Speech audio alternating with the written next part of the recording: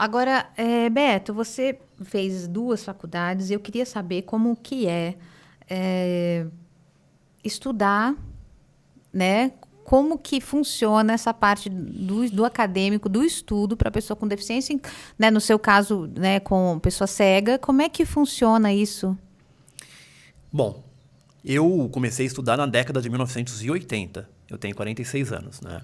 Então, era ainda a cultura da integração e não da inclusão. O que era integração? Eu, enquanto pessoa com deficiência, precisava me moldar para aquilo que as pessoas achavam que era o normal. Era assim. Então, se como eu fosse uma massinha, a argila, eu tinha que me moldar, ou as pessoas me moldariam para que eu fosse aquilo que elas achassem que era normal. Não era a escola que precisaria se adaptar a mim. Em regra, eu e minha família, enfim, precisaríamos nos moldar. Tem uma coisa que eu sempre falo, Vivi, quando eu tinha 13 anos, tinha uma professora, eu vou falar o nome dela, Yara. Eu adorava a Yara. Ela chegou e começou a dar diversas atividades de ciências, assim, dinâmicas, interativas. Até que na terceira semana ela começou a dar atividades interativas muito visuais, e eu não consegui fazer. E ela escreveu uma carta para o meu pai, e eu não consegui ler a carta. Eu pedi para minha amiga de escola ler para mim o que ela escreveu. Ela falou assim, seu filho está vindo na escola, não faz as atividades da minha disciplina, está vindo só esquentar o banco. Seu filho é vagabundo. Né? Yara. No dia seguinte eu levei, não mostrei a carta para o meu pai, e ela perguntou, onde está a carta, né? O seu pai assinou? Falei, a carta está aqui, meu pai não assinou, e eu rasguei a carta na frente dela. Falei, eu não posso admitir que a senhora me chame de vagabundo, com 13 anos. Vai para a diretoria. Subi para a diretoria, relatei para a diretora o que aconteceu. E quando a diretora me ouviu, falou, Beto, desce na sala e pede para a professora subir aqui um pouquinho. E eu, com 13 anos, desci. Falei, professora, agora é sua vez de ir para a diretoria. Sobe, por favor. Gente, todo gestor da inclusão do futuro estava ali. Eu começou mandei ali. a professora para a diretoria com 13 anos, Vivi. Gente. Era a era da integração. Por que eu estou te contando essa história? Porque a gente avançou muito. Agora nós não estamos mais na integração, nós estamos na inclusão. As pessoas devem estar preparadas? Ok. Mas o mundo, os ambientes, as escolas, as empresas também devem estar preparadas para receber a pessoa com a sua especificidade. E eu logicamente, me deparei durante a minha formação com preconceito, com capacitismo, com muitas barreiras, né? E mesmo nessa fase já da inclusão, assim, materiais inacessíveis, ter que cobrar, vinha uma prova com desenho, sem o desenho estar descrito. Então, na verdade, assim, enfrentei sim várias barreiras, mas com certeza, politicamente, socialmente, nós evoluímos muito na inclusão e na acessibilidade. Nós temos hoje diversos instrumentos, né? Na empregabilidade, a lei de cotas, que é a lei 8.213, que fala da reserva no mercado de trabalho. Temos a Convenção sobre os Direitos das Pessoas com Deficiência, que é algo fantástico. Foi a primeira convenção incorporada na nossa Constituição. E sabe o que ela fala? Que a pessoa com deficiência deve falar por si própria, sempre que possível. Que a pessoa com deficiência deve ser a protagonista do seu próprio processo. Que a família da pessoa com deficiência deve ser ouvida no processo de inclusão, habilitação e reabilitação. Que, inclusive, as crianças com deficiência podem ser ouvidas. Podem e devem ser ouvidas.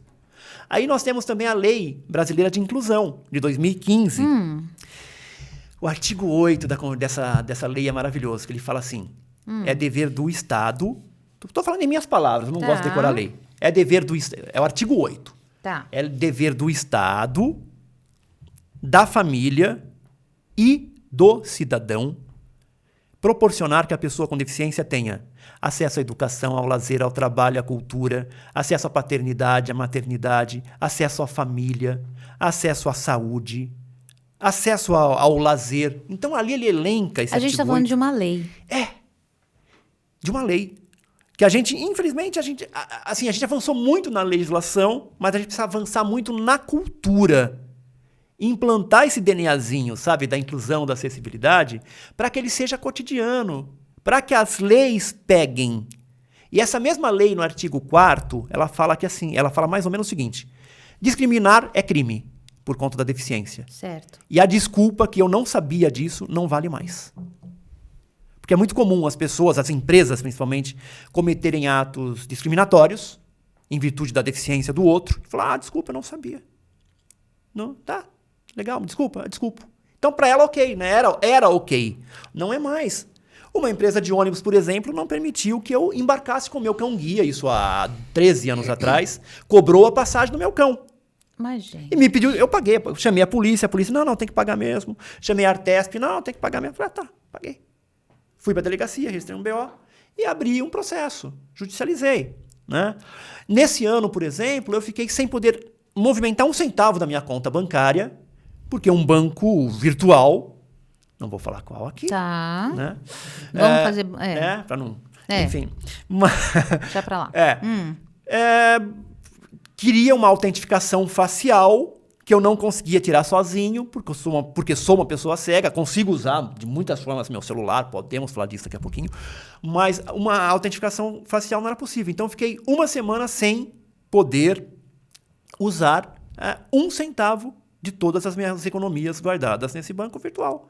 Eu até falei: tal banco sequestrou meu bem, pus nas redes sociais, no Instagram, aí me ligaram lá, gestores, resolveram o meu caso. Só que não é o meu. O seu caso, porque você tem voz, porque você está nas redes sociais. E o cara que tem lá R$30, 40, 50, o cara que recebe Bolsa Família ou Auxílio Inclusão, que não sabe sequer que tem direito a ter direitos, não é o meu caso, não é disso que nós estamos falando. Eu já passei dessa fase do meu caso, ainda bem. Estou falando do caso de milhares de pessoas que sabem sequer que elas possuem direitos.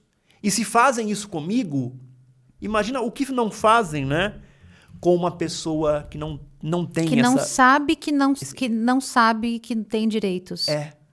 E que não consegue, não tem os meios, muitas vezes, para ir na internet, para mobilizar a imprensa, para mobilizar o judiciário. Então é disso também que a gente fala um pouco nas nossas ONGs, nas nossas entidades, da importância da defesa de direitos.